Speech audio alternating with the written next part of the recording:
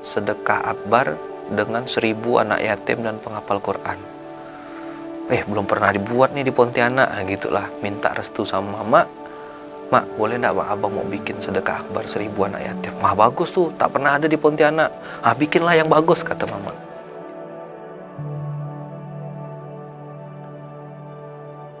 Ada ayat Al-Quran yang sampai sekarang saya selalu gunakan dan selalu saya sampaikan kepada kawan-kawan.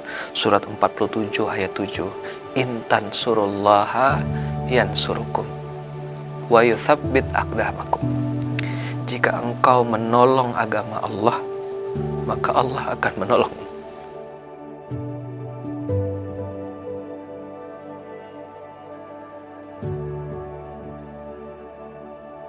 Juli 2012.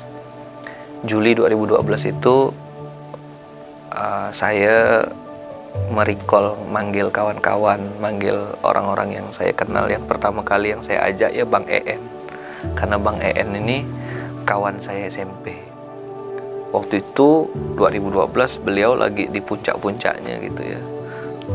Leader multi level besar, kemudian dapat reward, downline-nya sudah ribuan. Di badannya tuh sudah pakai barang-barang yang mahal gitu ya. Nah, saya tuh tak punya apa-apa, motor tak punya, apa tak punya gitu ya. Nah, jadi waktu itu saya tanya, ajak sama dia, bro.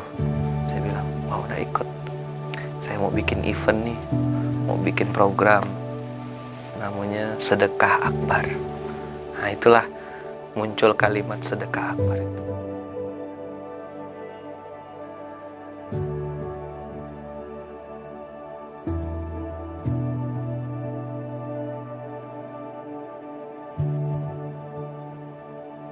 Satu momen beliau ngajakin ada sebuah majelis tentang Al-Quran.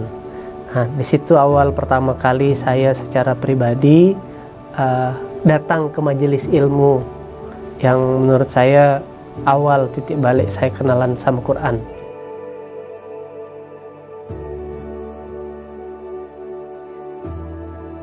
Sisa uang dari sedekah akbar itulah ada kurang lebih 20, ada berapa puluh juta gitu. Itu yang saya dengan Lutfi dan Fras dengan Bang Awal berempat, kami waktu itu keliling-keliling ke pondok-pondok pesantren. Jadi gayanya waktu itu ngerasa kayak jadi orang kaya gitu ya. Nanya, Ustaz, pondok ini perlu apa? Perlu air bersih. Oke, bikinkan sumur bor, Ompi, keluarkan duit. Bikinkan sumur bor dari uang sisa itu. Lalu datang lagi ke panti asuhan. Waktu itu yang pondok pertama yang kita datang itu Mu'tasim Billah Purnama. Nah, di Mu'tasim Billah Purnama inilah saya kenal sama Ustadz Yahya. Pondok waktu itu masih 70 santri. Cerita beliau bahwasanya pondok itu dirintis dengan karpet, terpal, di sekelilingnya dikasih garam supaya tidak kena ular. Nah, Ustadz Yahya waktu itu cerita sama saya, cerita tentang ada 2 beradik yang jadi tonggak awal gerakan infak beras sebenarnya. Jadi Ustadz Yahya waktu itu cerita bahwasanya ada 2 beradik yang itu tuh umurnya 4,5 tahun dengan 6 tahun. Bapak ibunya meninggal dunia karena kecelakaan, jadi yatim piatu, dan dia dipelihara oleh kakeknya. Cuma kakeknya belum muslim, non muslim. Ustadz Yahya dapat informasi bahwasanya kakeknya ini akan menjual mereka berdua ini. Mau dijual adik beradik ini. Sudah transaksi, kakeknya sedang pergi ke satu daerah gitu kan, mau dijual. Nah, Ustadz Yahya H-1 sudah duluan ngambil anak ini dalam kondisi anak ini tidak pakai baju karena baru dikeluarkan dari dalam hutan. Baru dikeluarkan dari dalam hutan, dari dalam kampung itu, pedalaman, dikeluarkan, dibawa ke dalam mobil tuh dalam kondisi tidak pakai baju karena memang diselamatkan oleh tetangga-tetangganya karena tahu kakeknya mau jual. Nah, yang bikin kesal adalah adik mereka yang nomor 3, yang perempuan. Yang perempuan tuh umurnya baru 1,5 tahun. Baru 1,5 tahun, dijual sama kakek kandungnya sendiri, itu harganya 1,5 juta. Gara-gara kakeknya itu kalah main judi. Kakeknya kalah main judi, harus bayar hutang judi, maka dia jual cucunya. Cucu yang ketiga, nomor 3 sudah dijual, sudah berhasil dijual 1,5 juta. Nah, dia mau jual lagi cucunya yang 2 ini. Tapi keburu diselamatkan oleh Ustadz Yahya. Nah, cerita ini bikin otak saya kontraksi gitu. Oh, saya bilang aku nih banyak masalah, tapi dengar cerita ini akhirnya saya jadi sering main-main ke pondok beliau itu, ke pondoknya Ustadz Yahya, masih zaman Tanah Merah waktu itu di Mu'tasim Billah. Begitu sampai ke sana, saya langsung masuk ke dapurnya. Nah, masuk dapur itulah saya nengok berasnya patah-patah. Saya nengok berasnya ada kutunya. Saya nengok berasnya tuh ya, sangat jauh dari kata-kata layak, sudah bau apek. Saya tanya sama Ustadz, ngapa berasnya? Mohon maaf ya jelek gini Ustadz. Lalu ceritalah beliau, sekarang tuh Ustadz katanya santri kita tambah banyak, anak-anak ini tidak semuanya mampu dan sebagian besar gratis. Kita terima apa? Dan kalau kita beli beras yang bagus, lauknya tak ada. Waktu itu otak saya tidak ada mikir macam-macam, Bang Kakak. Hanya pikirnya, ya udah Bismillah, Ustadz tolong doakan. Tolong doakan, nanti biar kami yang bantu carikan berasnya. Ustadz Yahya mengajar di pondok, ngurus pondok, biar kami yang carikan. Nah, itulah cikal bakal adanya gerakan infak beras. Waktu itu saya putuskan, saya bilang kayaknya ngurus anak yatim nih, inilah dunia saya. Kayaknya inilah nih fase hidup saya yang harus saya mulai.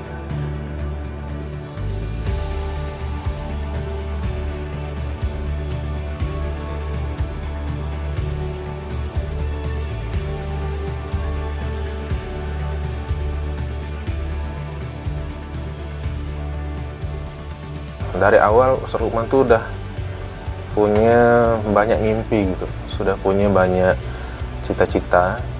Tompi katanya kan, mau enggak kalau kita jadi saudagar beras katanya.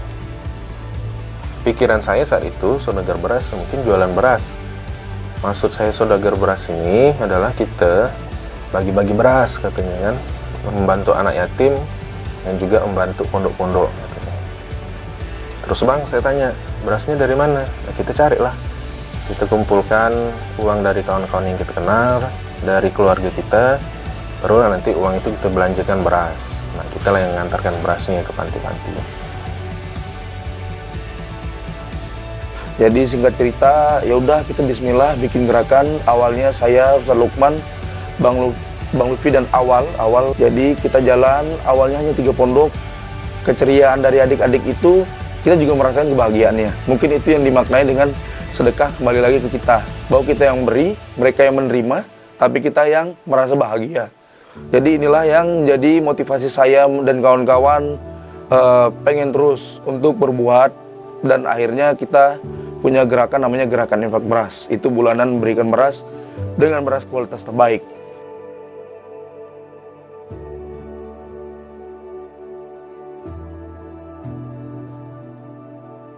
Di situ hanya kita diajak gabung. Pak Nur Hasan tuh bilang, saya itu punya masjid, saya ada bikin masjid, namanya Masjid Munzalan Mubarokan. Tapi masjidnya sepi. Beliau menawarkan kepada Ustadz Lukman untuk menggarap lah, membesarkan dan istilahnya mengaktifkan fungsi masjid itu. Nah, itu Masjid Munzalan Mubarokan tadi. Ashabul Yamin hanya tadinya Ustadz Lukman, sementara yang punya masjid ini adalah Bang Nur Hasan. Dileburlah menjadi sebuah yayasan yang mempayungi semuanya, yaitu Pondok Modern Munzalan Ashabul Yamin.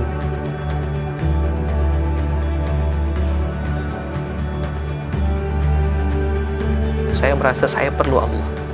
Akhirnya teman-teman bilang, Bang, bukan abangnya yang perlu Allah, Bang, kami pun semuanya perlu Allah, Bang. Mau gabung kita? Tak ada bayar, tak ada gajinya sini. Siap Bang, kami akan korbankan waktu tenaga. Jadi ada yang di multimedia, ada yang di marketing, ada yang apa, semuanya berjuang fight untuk menuju ke Allah ini, cari muka sama Allah. Aku tak dapat uang, tapi kok aku bahagia gitu. Berulang-ulang gitu, berulang-ulang. Ya Allah, aku ini perlu pertolongan Allah, aku ini perlu utang lunas, aku ini perlu penyakit sembuh, aku ini perlu muncul lagi ke permukaan setelah sekian banyak fitnah dan lain-lain.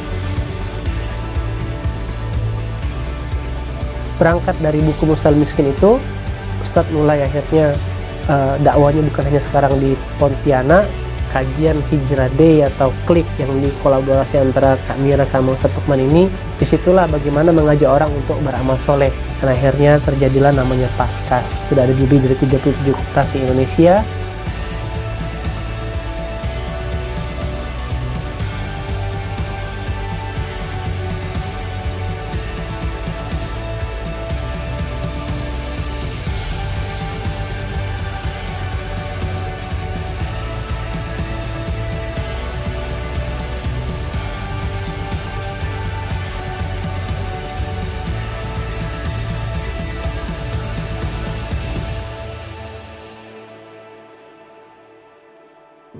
wujuhu yawma idzin nazirah.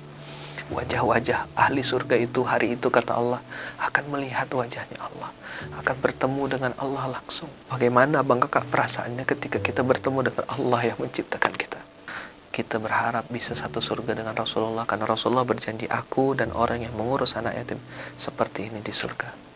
Banyak orang mempersiapkan hidup yang baik, tapi lupa mempersiapkan mati yang baik.